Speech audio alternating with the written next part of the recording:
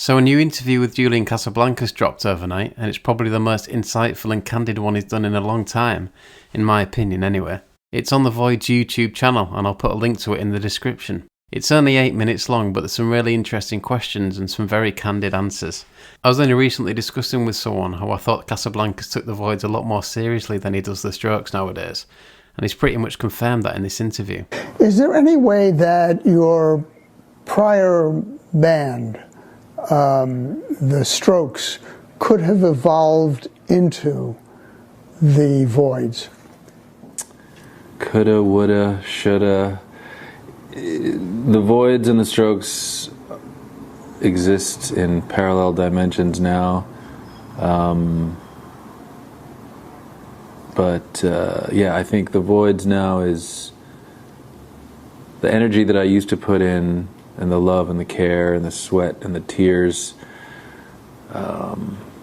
focused on the aesthetic and the drum beats and the guitar solos and everything about it. I think all that energy I now put into Voidz, and I think maybe it's almost a good thing that it didn't get huge or necessarily or whatever, but because I just stayed kind of hungry and motivated and working hard.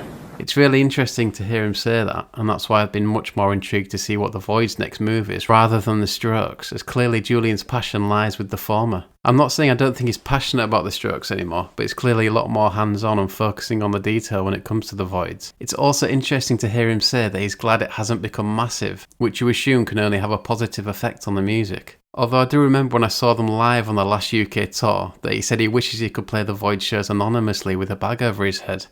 Presumably that's so he can avoid people shouting out for Stroke songs, which is unfortunately inevitable. Although understandable to a certain extent, as he has played Stroke songs with the Voidz throughout the years. It was also interesting to hear him address a question we often speak about on the podcast, which is how and why it is harder for alternative bands starting out today.